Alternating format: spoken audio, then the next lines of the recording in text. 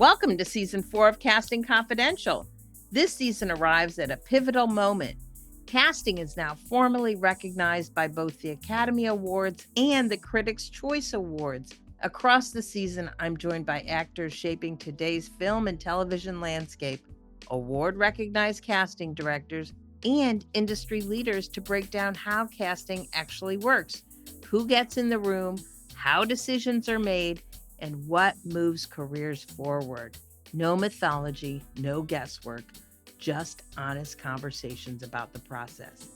And if you want deeper access to this work, bonus episodes, extended conversations, and live discussions, you can join the Casting Confidential community on Patreon. This is Casting Confidential. Actors, you need to rehearse or record a self-tape, but you don't always have somebody around to read with. Well, I think I found a solution for you. It's called the Raffi app. Raffi is an app that scans your sides and lets you rehearse with realistic reader voices. There are over 60 of them, so you can run scenes on your own anytime. It also has an optional teleprompter built in, works in multiple languages, includes a web version, and even has its own script library called Playhouse, where you can practice scenes and showcase your work on social media. Whether you're rehearsing, memorizing, or recording a self-tape, Raffi gives you control over your process without having to wait for anyone else. Check it out at raffi.app. That's RAFY.app. And make sure you use the special code confidential15 to get 15% off. That's confidential15. I'll drop that code in the show notes. Let's go.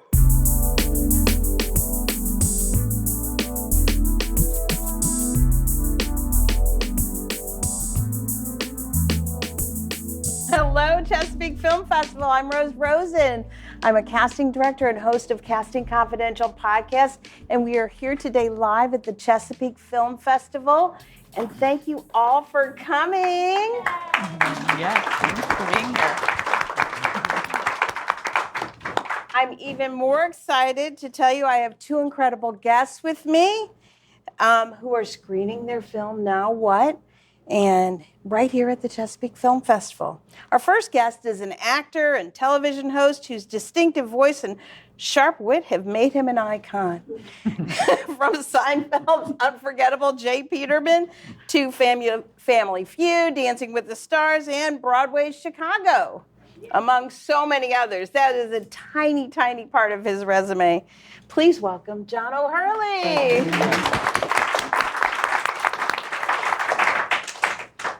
And joining us, one of the East Coast's most respected casting directors and producers, a creative force behind countless projects, and a true advocate for regional film.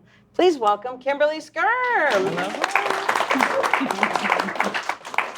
All right, so, and you guys are both, you're the producer of Now What, right? And also did a little casting. And casting. I mean, so that's the whole thing about independent films, right? It's like we all do everything. But this is actually a series. It is a series pilot called Now What? Yeah. And so I think it's great, and I'm excited to see it for the first time at the festival. Fantastic. Yes. Yes, 2 o'clock today for those in the studio audience. 2 o'clock today, yeah. And you guys, you can hear this on the podcast. It'll be the opener of Season 4, Casting Confidential. So let's dive in. We're casting directors who love to talk about actors and auditions. The natural enemy of every actor. Yeah. or the friend, right? I mean, so that's the whole thing. So, and that's really what we like to get to the bottom of, John, is what's your journey? Tell me, how did you get Seinfeld as an example? Well, there was Seinfeld was just the happiest accident that happened and almost didn't happen. I had my own series on ABC for the better part of a season called A Whole New Ball Game, and the show was doing fairly well, but it was paired with Coach, which was a Oh, I popular remember show back Coach. then. Yeah. Same producers and writers, and so we were. Unfortunately, they were moving Coach around, and so we were attached to that. Mm-hmm. And so, while Coach was trying to find the right time slot, we were trying to find an audience, and they kept moving us around, so that didn't happen. So one morning, as ABC was prone to do, they called up and said, "Don't bother coming to work." They pulled the plug. Oh, And that was wow. on a Wednesday, and so. Wednesday night, I went out with my manager to dinner, crying in my beer and trying to take the cancellation as personally as I possibly could. And actors. during dinner, Larry David's office called and said that we heard about the cancellation of John's show. We have a guest star on Seinfeld tomorrow that he would be perfect for. Is he interested? He So said, no he says, audition for this. So I said, tell him no. I was still licking my wounds over the cancellation. And I didn't want to go guest star on somebody else's show. Mm-hmm. And quite honestly, I had not watched Seinfeld, so I really couldn't tell you what the format of the And show it's was. nothing anyway. And so I told him no. And anyway, and we split from dinner. And the next morning, I get a phone call from him and said, I didn't call them last night, and they're waiting for you at 10:30 for the read-through today. It's a good manager, really just pushing you out the door. So had that not happened, Or had you not been a that would have professional and just showed up, because even though you didn't really want to? I allow myself to mourn anything within 24 hours. That's it. That's it. You get 24 hours to I like mourn, that. and that's I like it. that a lot. Because they're just you're hired to be fired in this business. So you're going to kill yourself with this constant sense of nothing is perpetual. Everything is one and gone, and you have to live that way as an actor. So to allow yourself 24 hours to mourn something, I think is healthy advice, because then you're finished with it, and it was somebody else's turn. I think that's a smart note, actors. So anyway, to answer, that's how it happened. And Seinfeld was the most disorganized show on television, so they didn't even have a full script by the time I got there. It was like probably half to 2/3 written. And it didn't include much about the character J. Peterman. So what they did was handed me the actual J. Peterman catalog. And for those of you who don't know what Peterman is, it is the most unusual clothing catalog in the world. Still in print today. Yes. I should have brought one in. I have one in the car. To read it, it sounds like a Hemingway novel about an Oxford button-down, and with a price, a size, and an availability. You do have a certain je ne sais quoi about they handed it to me, and they said, we just want them to sound the way the catalog is written. And so as I was looking through the catalog, I said, it's the most bizarre thing I've ever seen in my life. These pastel drawings about clothing and this long narrative that goes along with it that has nothing to do with selling the item. So it occurred to me that it sounded a little bit like a 40s radio drama combined with a bit of a bad Charles Kuralt. There it is. And so that was really the genesis of the character. So I started on Peterman and opened my mouth, and they all started laughing. So I said, So funny. Well, it worked. Turned out to be the right thing to do. So no audition. No, they knew. They knew you. Well, I knew that. Yeah. Now, okay, so then let's back it up to when early days of your first auditions. Yeah, What was that relationship with the casting directors? What was that How'd that like experience when for you were going you? in the room and Well, don't get all tensed up for me. I would have to go back farther and say that as much as I knew that I was going to be an actor from the age of 3, I also grew up with an accompanying stage fright that was absolutely paralytic for me. I understand. I had it meant too much to me, and that's why. So the anxiety and everything would mean too much, and it was like, being on stage was a trauma for me. And it took me a long time to get over it. But I almost quit the profession back in the early 80s after I'd gone to New York, because it was just killing me to be on stage. It meant too much. And so I finally had to have a long talk with myself and said, if this is going to be your choice of careers, then you have to have a different take on this, because you'll jump off a bridge. And I said, all right, so I got to do this. So I did. So I was heading off to the opening night of a play called Mass Appeal, which was a very popular play back in the early 80s. And it was a two-man show, and I was playing the young seminarian and paired with an older priest, and that was the essence of the show. And you can imagine the fact that they were butting heads all the time. But it absolutely paralyzed me. I was so nervous going into opening night. And I said, I can't do this anymore. So I made a deal with myself. And I said, I'm going to go off on stage tonight and I'm going to throw the show away. What I mean by that is I'm going to forget about all the lines and everything about it, and I'm going to try to go out. I'm going to try to have fun. Because acting has never been fun for me. And it was just too anxiety-ridden. So I said, I'm going to go out and I'm going to try to have fun. And I did.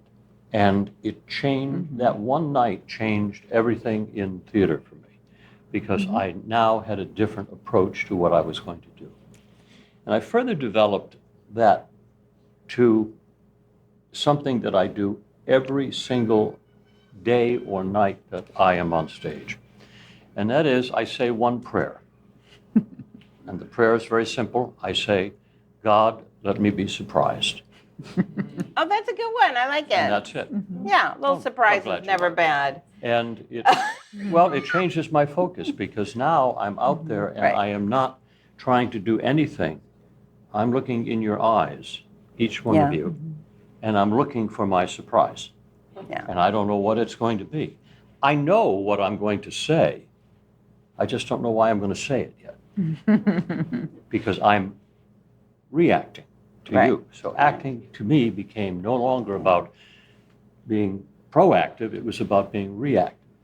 And that changed everything for me. Because mean, now I was yeah. looking in the eyes, and it scared every actor on stage in Chicago especially, because they knew Yeah. I was looking. Yeah. They couldn't phone it in with me. They were going to give me an honest response, or I wasn't going to say anything. And it would drive them nuts. They said, oh, Jesus, O'Hurley's here. But they were always the best shows, because everybody was working off something more organic and reactive, rather than trying to phone it in and then go sit backstage, you know. So that was, if you say, what was your journey? That was my journey, was discovering that acting is reactive, and that I had a purpose out there, but it was not to showcase the actor. It was to react as an instrument of what the writer had intended.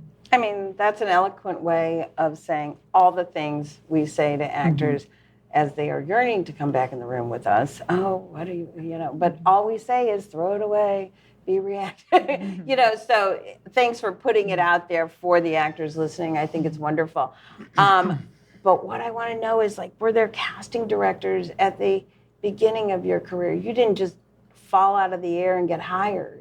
I want to know what it was like in the audition room for you. You went into an audition room. Well, I want that experience. When I went into an audition room, the first thing I did was own the room. And I said this to my son once, who followed a little bit in my footsteps back in junior high, and he would audition for the plays and what have you. And I said to him, the first thing you do is when you walk on, you attack the stage.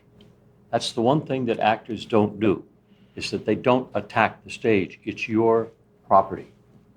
All of that, everything around there is your property. And the first thing I want to do is I want to own the room.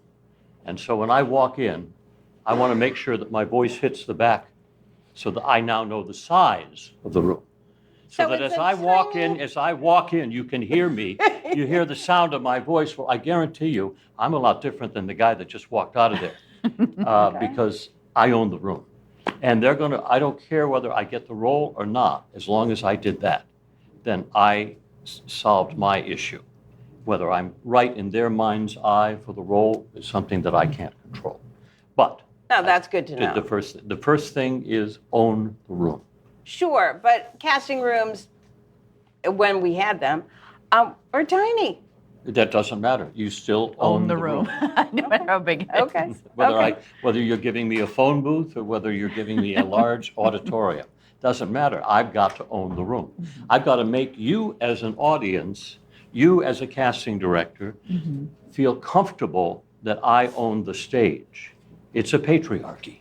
I've got to make you feel comfortable that I'm not going to goof up or do anything wrong on stage. I want you to feel comfortable. That's my job as the performer, to make my audience feel comfortable that I can tell the story. So you started in theater, and those auditions were around the block kind of a thing, waiting online to get into this tiny room in order to own it. Is that? We love the old days. No? Tell me more. My first audition, I arrived in New York early September 1981. And I had 2 suitcases, and I was living in a single room occupancy hotel up on 79th in Amsterdam. And if you were to walk into my room, you would see that I had a king-size mattress, a quarter of which was missing. As though somebody had This taken, is a standard story. as though somebody had taken a bite out of it, and they had not replaced it, they just made the bed over it. Oh my God. And so that's what I slept in, and roaches, of course, are obligatorily there. Well, in they every lived corner. there And before you. There was one bathroom, and one bathroom that we all had to, 5 or 6 people had to share, so you can imagine what it looked like. But that was, so, Okay. So when I came to New York, I had no context really except a friend. Right. Well, I was going to visit that friend for lunch the following day that I got to New York, and she was just opening up in a brand new Broadway show, and so I went to visit her at lunch, and I went to the theater and I couldn't get in, and I noticed that there was a fire escape going up the side of the building to the 2nd floor, and people were coming out of that, and I said, oh, well, maybe they're upstairs rehearsing. So I said, oh, okay. So Like I walked up the steps, fire I walked up the fire escape and knocked on the door, and the door opened, and they were all coming out for lunch,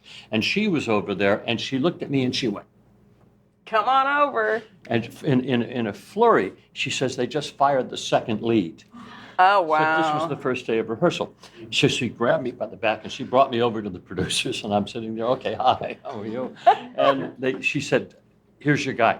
And I said, oh, okay. Wow. So during lunch, I sang and I read, and by the end of lunch, I had the show. Wow. So that was my That's first. a unique audition That was a- experience. Not so much So with people ask an me- audition process. People ask me, what's the next step of being a successful actor? And I say, walk the wrong way up a fire escape. Yeah. Oh my God, that's it. You know, and but for everybody, they have their own story, and that's not uncommon. Right. Because that's what happens. You walk the wrong, Yeah. it's something happens to you that you weren't expecting. Like you take that half look over your shoulder and realize that that's your career. It is. Yep. It is. And we all do have this crazy journey, and here we are doing podcasts. So that was a New York experience, and then we turned to film and TV. Yeah. And I know in You watching. had to be in an audition room for that. Well, wait. Which year? I did see you. It wasn't that long ago on an episode of Baywatch. So that tells you how long ago. Oh my gosh. I was on actually, I got mouth to mouth from Pamela Anderson twice. So then what was that transition of New York City, Broadway to now Los Angeles? Yeah, and it's a very distinct. I mean, the only television of any sort in New York at the time, and this was the '80s, was daytime television. Right. Oh Yeah. yes. How could I skip over So that? I had Oh my 7 God. or 8 years of Oh. being Mr. Daytime. I was This is the guy. I was the original twin brothers on daytime. We have needed How time could for I that forget? nonsense. Daytime. Oh my And- God, that's so great. And I did everything you could possibly do on daytime Yeah, television. yeah. And but that was the only television, and it scared me to death because television is a different instrument than theatrical stage acting is, because you have all of the space, and the only thing that matters is that little tiny black Tiny hole thing. that's there. And well, what do I do with this space over here? Whereas if I'm if I'm working theatrically and it's a play, all of this stuff is usable. I have a relationship with everything. Well, the only thing that matters is this camera. How did you And- change that? How did you make yourself not smaller, but different? Audience to audience of what? Yeah. It came with practice, and that's all it is. And it's again more undoing. Yeah, And no, trying- it is. And to try to, when you have the camera on you, you're trying to do all these things and realize that this area doesn't matter because the camera can't see it. Right, right, You just have to relax and let the camera do the work. Dictate. right. And you do your work, but let the camera pick up what it's going to pick up. And that's a long process of relaxing and trusting. So I tell like us that. about some of those early auditions for Well, the for daytime me, TV. it was daytime. Yeah, it was. I remember going in for a screen test, which is after you get through the process of reading for the casting director and return trips in many cases, and then getting to the point where you're in front of the producers, and then they say to a certain number of the people that they've seen, all right, let's test these 3 people we're interested. And so I would have been one of those 3 people. And they would basically, they'd have you come in and they would direct to the scene. You do this over here when you say that, then you turn around and you walk over to the table and grab, some whiskey and throw it in the glass, as they always do, and then you go over there and you grab her under the chin, look her into the eye, like that, and end of scene, So I remember very distinctly for Guiding Light. I was up for one of the roles on that. And they brought me in, and I was one of 3 people that they were seeing. So I went through my read-through, and I had met the actress that I was working with, who was still in curlers and what have you at the time. So then they say, okay, well, we'll be back in just a minute. And she went and fixed up and got her makeup done, and I'm getting ready, and more and more nervous, more and more nervous. And then finally I come in and we begin this, and they go 3, 2, and then begin the scene. And so I'm, the nerves are now choking me. I'm so nervous, and I'm doing the scene, and I go over and pour the whiskey in the glass, sometimes it's something like that, and I walk over and put my hands under her chin and look her straight in the eye, and it's okay, and exit, and then slam the door behind me, and then I walk out. And P.S. That wasn't and they real always whiskey. told me, a director always told me, said, always just go say thank you very much and then walk towards the door. And if they want you to come back to do it again like that, they'll call for you. But don't hang around and just walk, use your power to get out of the room. So that's what happened. I used my power, I headed towards the exit. I just kept on going. They didn't stop me. So I walked out into the hallway. I was out onto 26th Street, and the door flies open. It's my the God. casting director. She I said, can't tell you John, how many where are you times." going? Yeah. I said, well, it looks like they had what they Yeah. needed in that scene. And she goes, that was the camera blocking rehearsal. Oh, that's so funny. So I had to walk back And in do it all just over do again. it all over again. And of course, Yeah. I looked like the rank amateur that I was. So does that answer your question about what it was daytime? Yeah. It was still a learning process for me. Yeah, no, it really is. But when I moved I realized very quickly that if you wanted to move the decimal point over, you had to go from the East Coast to the West Coast. 'Cause Yeah. that's where they were. Yeah. That's where they were doing nighttime television, Yeah. and nighttime paid more than daytime.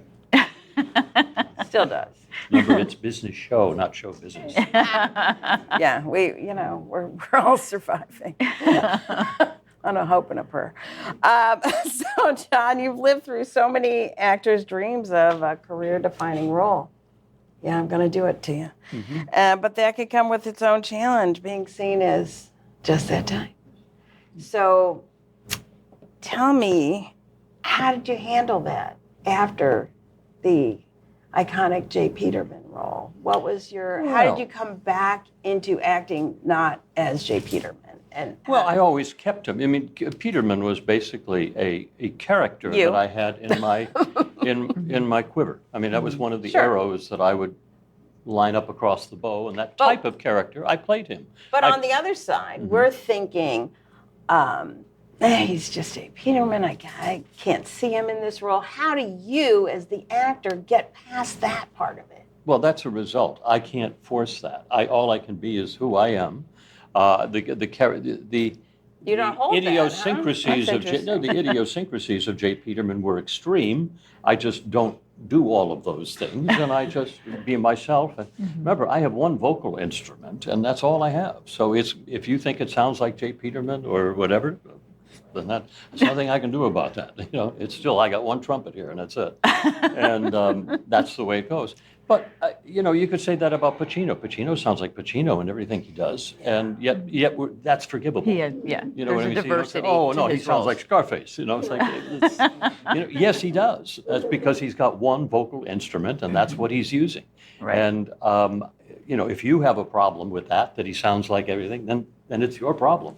But, he's working as honestly as he possibly can using that physical instrument that he has. Did you feel like the auditions ramped up after Seinfeld or kind of tapered off because of that possibility? Iconic character. Yeah. Well, it absolutely shot through because I had what was known as TVQ, which is all of a sudden people knew who I was. Right. And Name that helps, recognition. and that Yeah. helps enormously. Right. Now, is there some debilitation because you sound too? Oh, I'm hearing Peterman.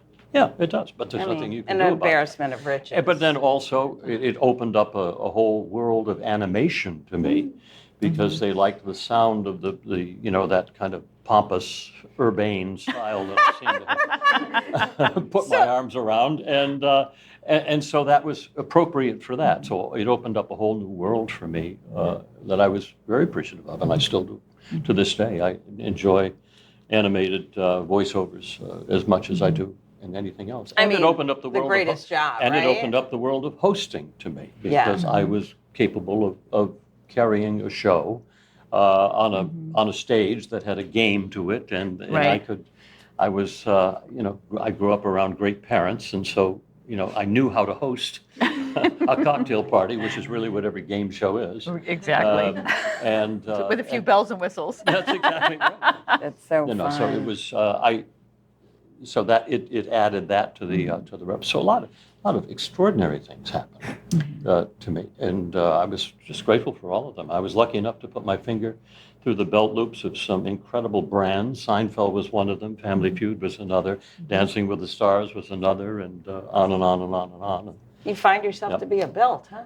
Yeah, that's all it is. I'm just joining the long rumble line of wherever they're taking me. I'm going with you.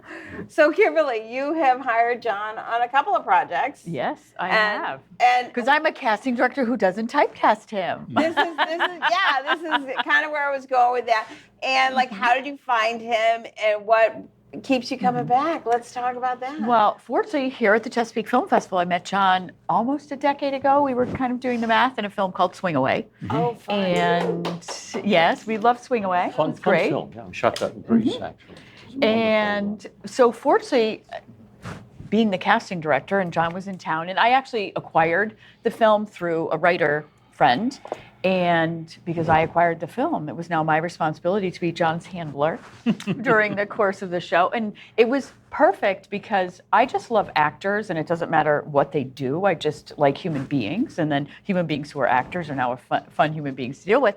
So seeing him in that show, I knew I was working on other things in the coming years and thought, oh, I think this would be really fun for John. And then for the regional actors I'm working with, they're going to elevate because of this gravitas of Peterman and all the shows and the hosting. And fortunately, John trusts my judgment. First, it started with a Christmas movie that we're still waiting to make. And after reading that and then trusting my judgment in the future was if they were great roles, John was just happy to take them. So in Another Man's Trash, we had him playing the quintessential mean boss who wanted to keep all of his employees in line. Surprise. So that was fun. And then also Now What came along, which was very fun because we needed a Monsignor role. And I thought, well, who's going to see Mr. Peterman, John O'Hurley, as a Monsignor? And so you can see that this afternoon in the 2:00 film block here at Chesapeake Film Festival. And then most recently in January, we shot a family film that was action, adventure, and the mean villain. So I love to look at actors' talent and decide what they can do with their talent in these roles. And I just very much not somebody who typecasts people. I like to see the diversity. I look at the anchor of the good acting and the talent, and then what that talent is going to bring to all the roles that I'm casting. So that's how it all came about. You're so open. Well, I think studying theater in college, American University, it makes me a different casting director because I know how to act myself. I understand the craft. And so I want to give other actors the opportunity to not just be in this tiny window that a lot of casting people put them in. Let's play all of the keys on the piano. So I like to create those opportunities for actors. We do that as casting directors. We change men to women and change all kinds of Ethnicity, things. whatever it is. I like to be creative with Yeah. And and you do it well. So yeah, no, I love that. And this is really one of these Hollywood stories, right? That, you guys found each other and you keep partnering together. I think that happens a lot. It's a simple thing for me to trust her vision. I don't even have to look at a script. She knows.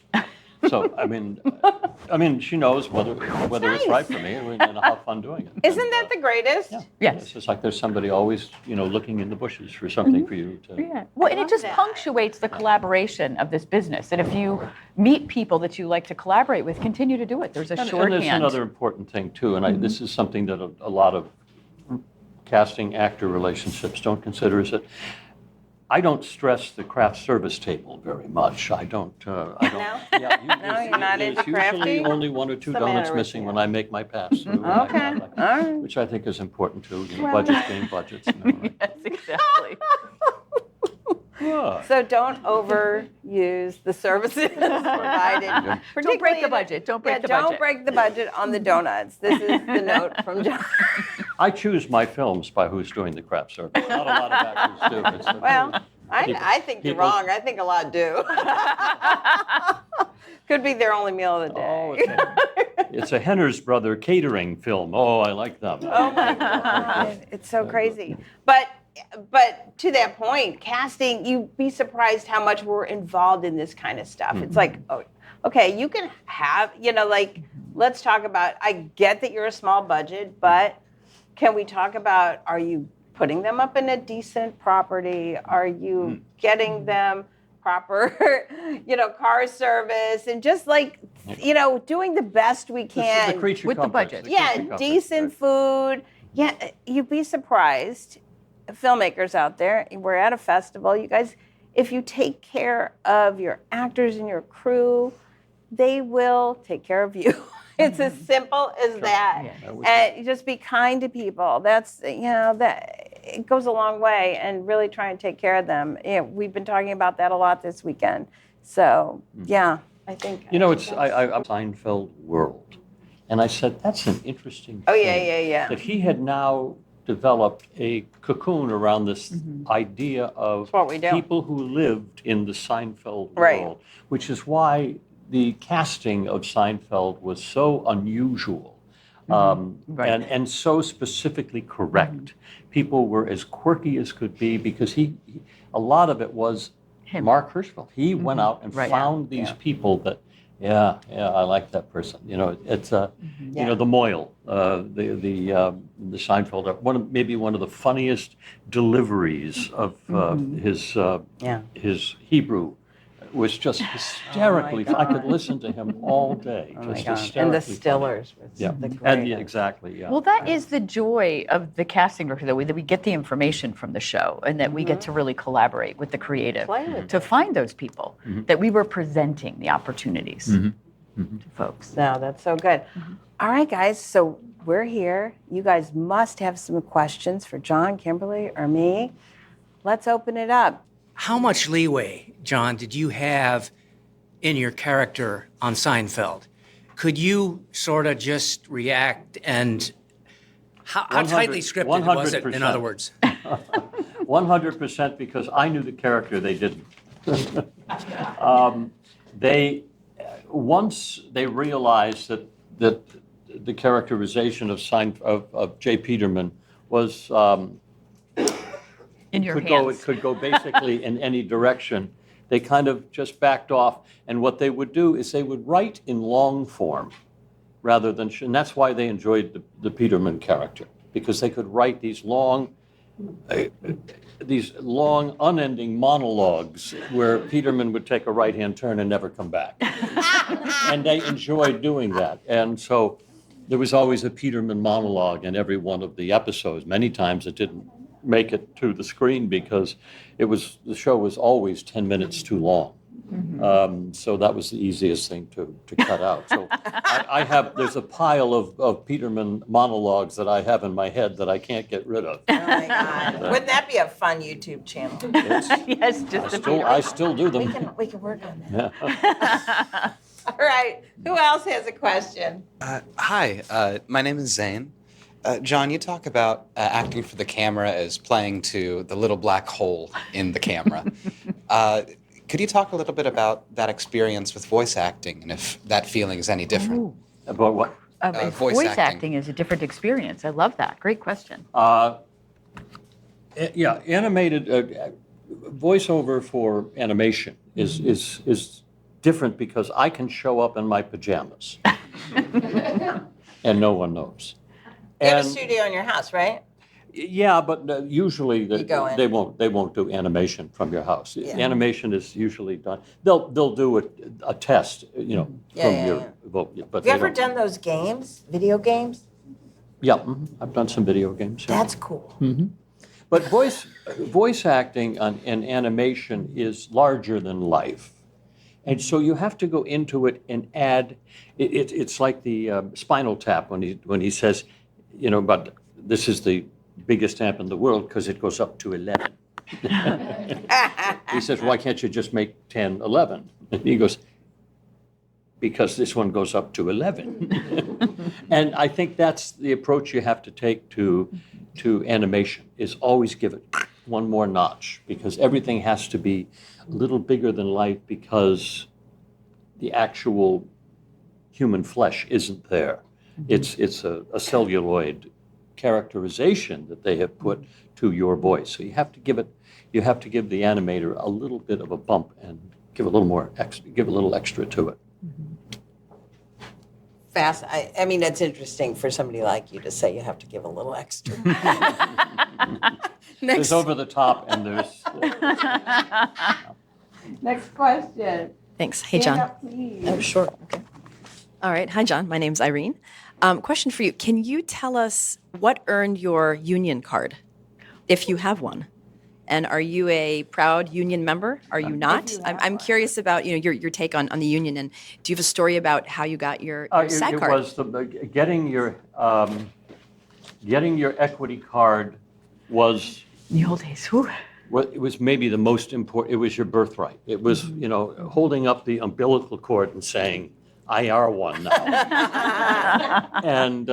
And for me, it was that show that I walked up the staircase the wrong way because I wasn't equity at the time. And so they didn't realize that until they probably wouldn't have, maybe not have hired me if I wasn't equity. But that wasn't asked. It was really kind of solving an issue that they had to solve after lunch. Immediately. And immediately. So I was it, and that was fine. And by the way, it was the worst show ever done in New York. There was a list. John Steinman actually put together in the year 2000 the worst shows of the last 25 years, and this one was called Eternal Love, and it was right there at the top of the list. It was the worst musical he'd ever done. Oh, come on. He said in the review, he says, I don't know how a play like this gets as far as it does in this world. I said, but I do know that the power to do as one pleases is more compelling a force than prudence. I remember my bad reviews. Oh my God!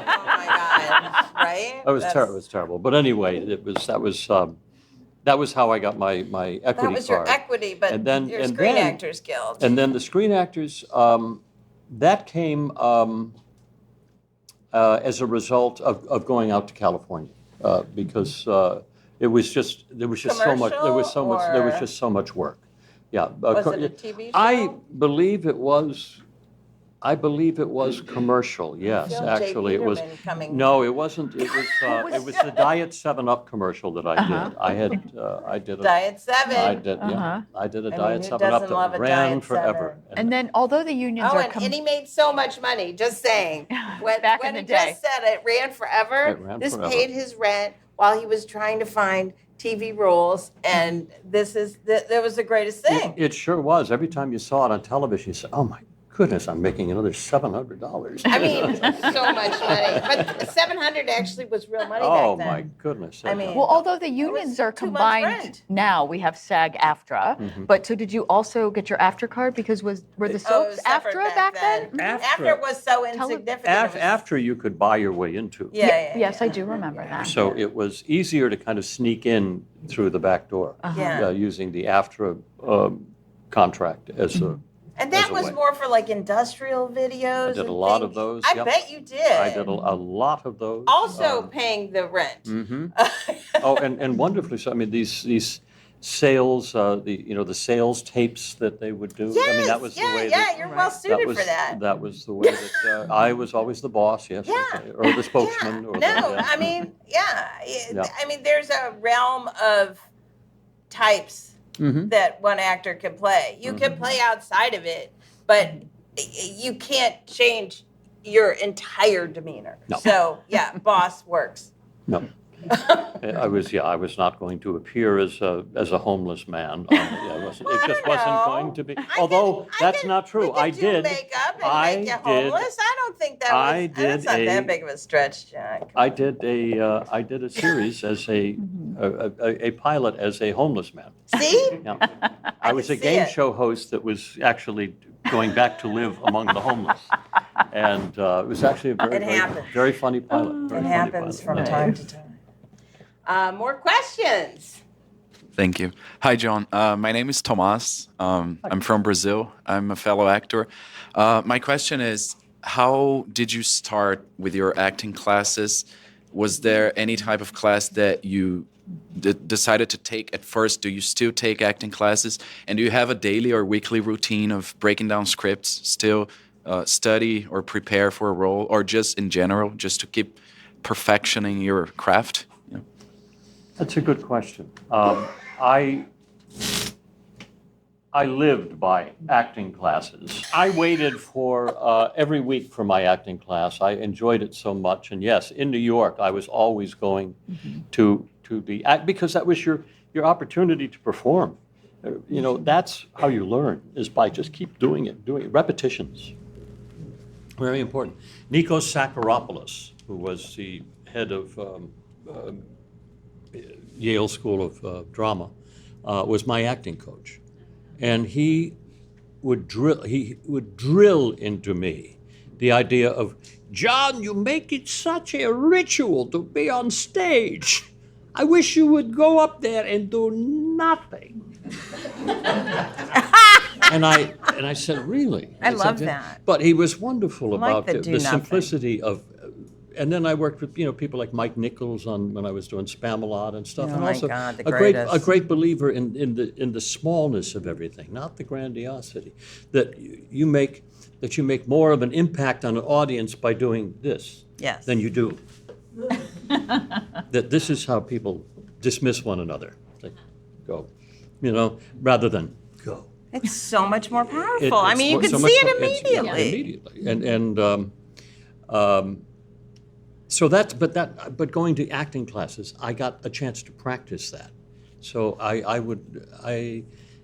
that was probably as important as working, was studying. I love And that you actors- said that. It's so And important. actors have to study. There's a point at which you get it, and then it's fine tuning, and then it's fine tuning with probably the work that you're doing, but you got to understand the fundamentals and the principles of what you're doing, because I find that most actors are unprepared.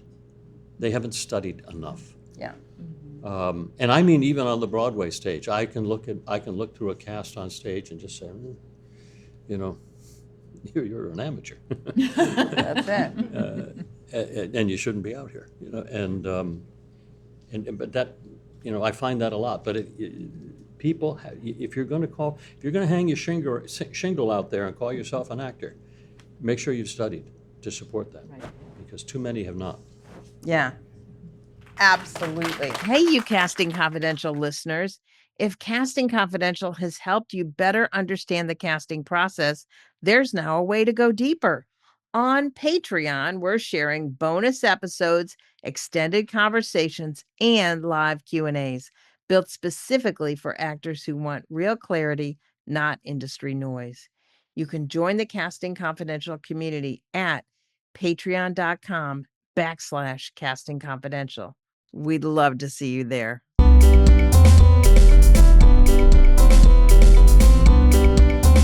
Speaking of acting, we're gonna go into this is my favorite segment of the podcast. We call it the Casting Confidential feedback segment, and we have picked a local Chesapeake actor. We haven't done the. You're gonna give up your seat here for her. No, you're just leave it right there. Come on up, and this is Irene. Tell me your last name, Irene. Magafas. Come on. and she's gonna do a cold read with John. Oh, good. And he's never seen this before. And so here you go. I mean, and then we're gonna give a little feedback, and then they're gonna do it again, and you guys are gonna love it.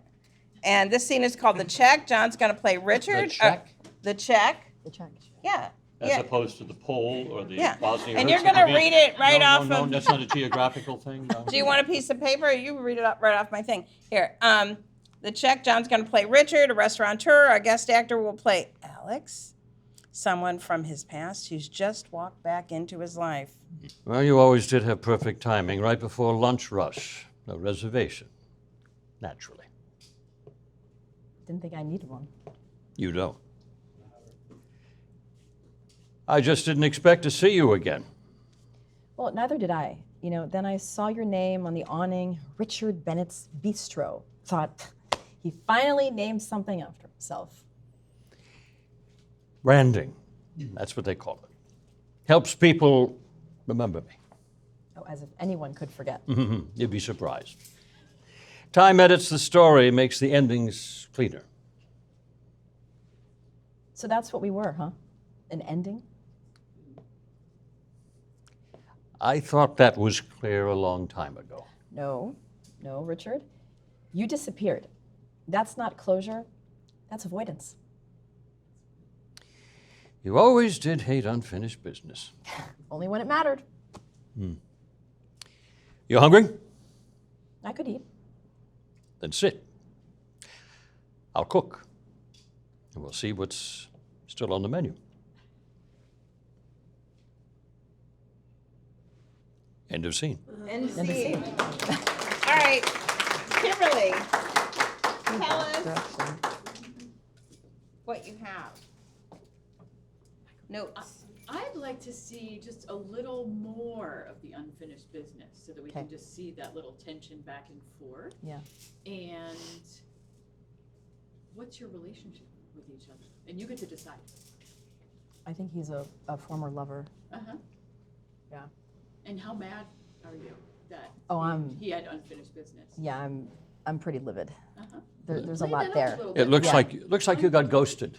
Yeah. Yes, if we make it contemporary, that's great. Yeah, that happens a lot now. It's And- awful. And then, Yeah. John, do you feel bad about the ghosting? If we use a contemporary term? I feel cornered.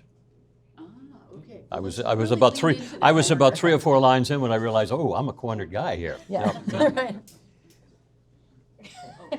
You were a little off mic there. So. Oh, was I? Yeah, maybe. Because you don't have one with I'm you. pretty loud. Anyway. And these are very All right. powerful. Yeah. I loved it, but I want it to be faster, and I want it to be, I'm just going to say more interesting. Yeah. As I in, want could you- you possibly be more interesting? Could you be a little more interesting, please? I'm boring myself already just talking, so that's what I want to see. John, what do you have feedback for Irene? Or yourself? Well, because this is cold, we are in the discovery process at the same time that we're in the performance process. So Yeah, that's the beauty. one will give way in the second reading, I'm sure, and will be much more meaningful and certainly more interesting. All right, let's go. Shall we try it? Yeah, Yes. just before we start, though, I wanted to point out, and I'll make sure I'm talking loud, but in the old days, before we had self-tapes, this is how you got your scripts. It was cold. You would never see No, that's anything right. until you showed up. So I think this is, again, like it used I to don't be. know. So I it's fun. faxed my scripts out to Well, the agents. before faxing, you still had to show up. You know, I had a courier send them to the agents to distribute to the actors. But I liked them coming in prepared. Yeah. Anyway, go ahead, kids. Take it away. Well, you always did have perfect timing. Right before lunch. No reservation, naturally. Well, I didn't think I needed one. You don't. I just didn't expect to see you again. Yeah, well, neither did I. You know, then I saw your name on the awning, Richard Bennett's Bistro, right? And I thought, he finally named something after himself. There you go. Branding, they call it. Helps people remember me. As if anyone could forget you. You'd be surprised. Time edits the story. It makes the endings cleaner. So that's what we were, huh? Just an ending? I thought that was clear a long time ago. No, Richard, no. You disappeared. Okay? That's not closure.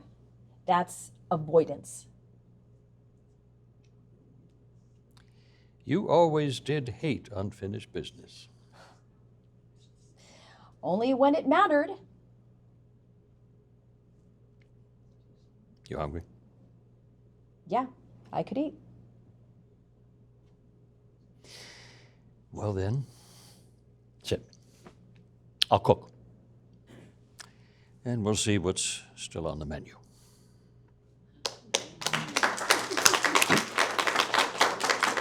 Bravo.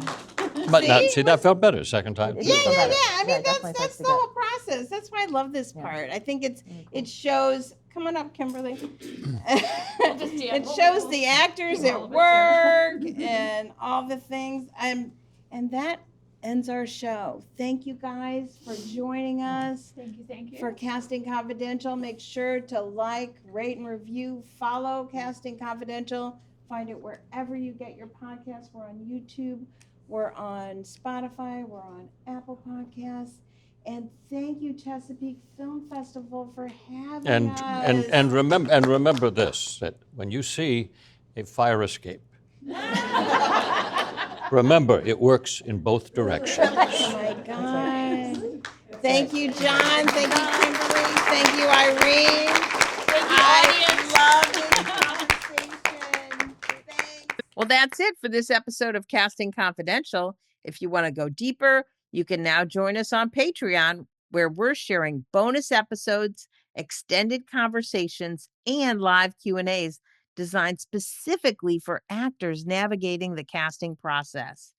You'll find all the details at patreon.com/castingconfidential.